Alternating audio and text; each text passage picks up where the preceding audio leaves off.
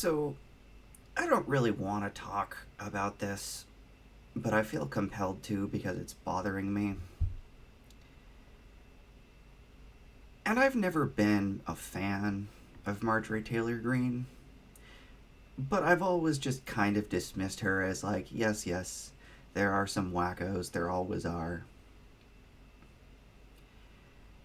But this was something that really got under my skin, right? Where she was essentially outright, all but outright, calling for secession. And you gotta understand, I'm pretty patriotic. Here's my American flag mug, sipping my ginger tea. And I like this country. There's a lot of flaws with this country, but I fundamentally love my country and the things that I believe it stands for. You know, freedom, justice, equality, all of these things. And I don't want to see it go away.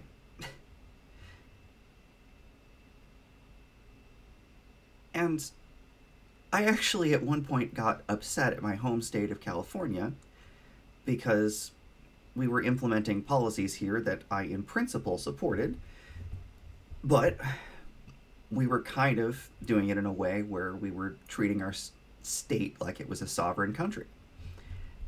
And, from the point of view of ensuring human rights, sometimes that's fine. But when you use it as an excuse to just do whatever you want to do, it becomes a problem. So, like, take the cannabis industry, for example. Is it probably a good idea to stop throwing people in prison? Yeah. Is it a good idea to have a multi billion dollar industry that is based on a federal felony?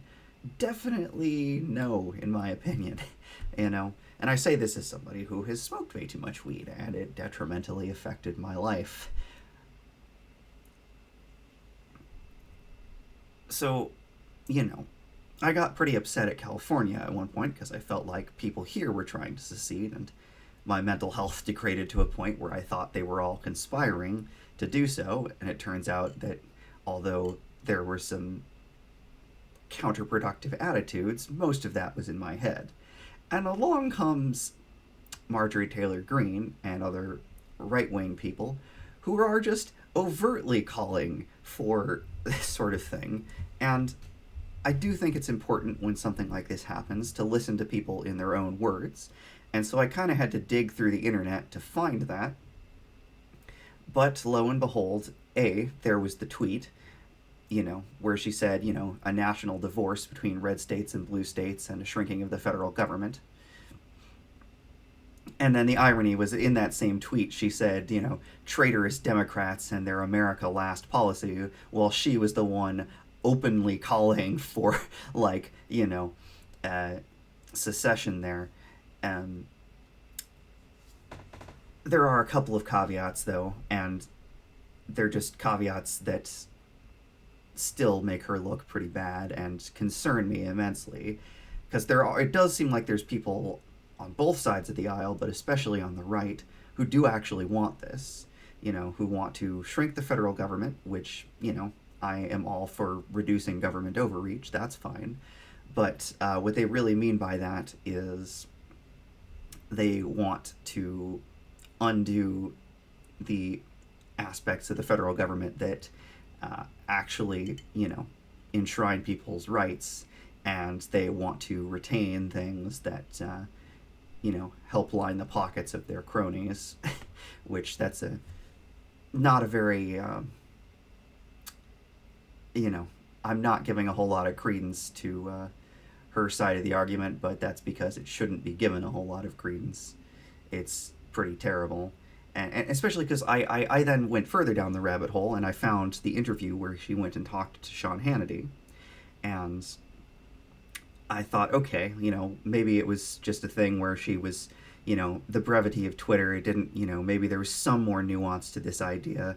And no, It's true that she made it clear that she was not actually calling for secession, so okay, at least she walked it back a little bit. I gotta give her that. But then her she had a bunch of examples of, quote unquote irreconcilable differences, and like one of her number one things was attitudes towards national defense, and it's like, bruh, how are you going to have national defense without a country? That's one of the number one things where we have to have a cohesive federal plan. You can't, disperse national defense to the states particularly effectively, especially when it comes to things like our strategic nuclear arsenal. Yeah, you can have the National Guard, and that's, all honky dory for, you know, preventing the odd thing here and there. But if you actually want to deter, you know, countries that have, intercontinental missiles and bombers and things like that, you kind of need, uh, you know, things like the Navy and the Air Force that you really can't disperse as a National Guard.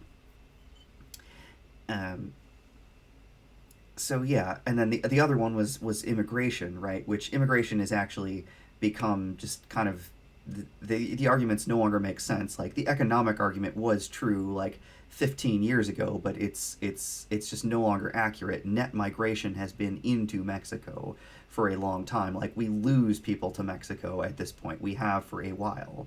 Um, but even ignoring that, it's like, okay, that's definitely a thing where if you have wildly varying policy from state to state, the problem will get worse, not better. So that doesn't make any sense.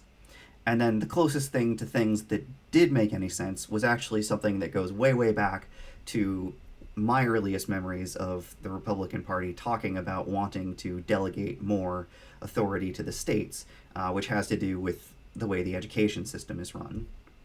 And they're now claiming that, the leftist woke agenda is ruining our children in the schools, and it never turns out to be true. It occasionally turns out to be true that they object to any actual history being taught.